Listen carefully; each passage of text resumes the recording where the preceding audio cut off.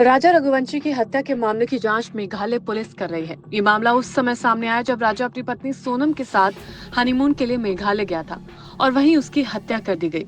इस मामले में अब तक जो फैक्ट सामने आए हैं वो चौंकाने वाले हैं। पुलिस ने इस केस में राजा की पत्नी सोनम रघुवंशी और उसके प्रेमी राज कुशवाहा को गिरफ्तार किया। दोनों को अदालत में पेश किया गया, जहां से उन्हें 14 दिन की न्यायिक हिरासत में भेज दिया गया। इस केस में मेघालय पुलिस ने कई अहम खुलासे किए हैं। पुलिस का कहना है कि सोनम और राज एक दूसरे से प्रेम करते थे और उनके बीच रिश्ता था। इस बात को खुद दोनों ने पुलिस के सामने स्वीकार कर लिया है। ईस्ट खासी हिल्स के पुलिस अधीक्षक विवेक सिंह ने जानकारी दी कि दोनों ने अपने अपराध को कबूल कर लिया है। उन्होंने कहा कि पुलिस ने घटना स्थल पर जाकर दोबारा क्राइम सीन रिक्रिएट किया ताकि जांच के पुख्ता सबूत मिल सके। पुलिस के मुताबिक उनके पास इतने साक्ष्य हैं कि उन्हें इस मामले में नार्को टेस्ट की जरूरत महसूस ही नहीं हो रही है।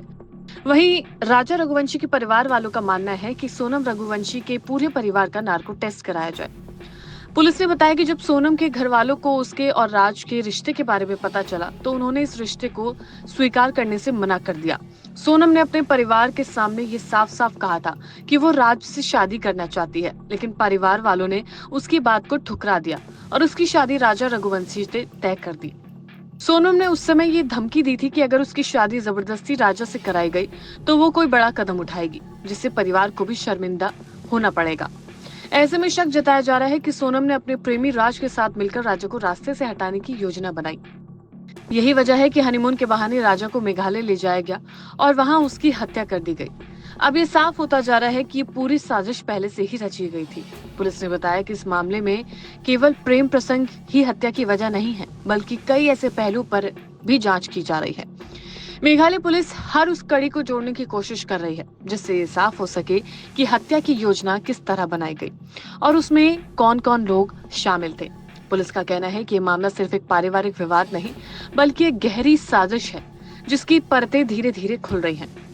इस पूरे मामले को मेघालय सरकार भी गंभीरता से ले रही है। राज्य के उप मुख्यमंत्री प्रेस्टन ने मीडिया से बात करते हुए कहा कि ये मामला बहुत ही संवेदनशील है और इसकी जांच महत्वपूर्ण मोड़ पर है। उन्होंने ये भी बताया कि जांच टीम हर जरूरी कदम उठा रही है ताकि कोई भी दोषी बच न पाए। उन्होंने ये स्पष्ट किया कि जब तक जांच पूरी नहीं होती तब तक किसी निष्कर्ष पर नहीं पहुंचा जा सकता। उन्होंने लोगों से भी अपील की कि अफवाहों पर ध्यान न दें, पुलिस की जांच का इंतजार करें। कोर्ट ने इस केस में 5 आरोपियों को न्यायिक हिरासत में भेज दिया है, जिसमें सोनम और राज के अलावा 3 अन्य लोग भी शामिल हैं। पुलिस अब इन सभी की पूछताछ कर रही है और सबूतों को इकट्ठा कर रही है ताकि केस को मजबूत बनाया जा सके। सोनम और राज के कबूलनामे के बाद ये साफ हो गया है कि राजा की हत्या एक साजिश का हिस्सा थी। पुलिस का मानना है कि इस केस में अब और भी नाम सामने आ सकते हैं और ये मामला जितना दिख रहा है उससे कहीं ज्यादा जटिल है। ये भी देखा जा रहा है कि क्या इस हत्या में कोई और लोग भी शामिल थे जिन्होंने योजना बनाने या हत्या करने में मदद की हो और उनका नाम अभी तक सामने ना आया हो। पुलिस का कहना है कि जब तक पूरी सच्चाई सामने नहीं आती तब तक वो जांच बंद नहीं करेगी। इस हत्याकांड ने पूरे देश को हिलाकर रख दिया है, खासकर इसलिए क्योंकि इसमें एक पत्नी पर अपने ही पति की हत्या करवाने का आरोप है।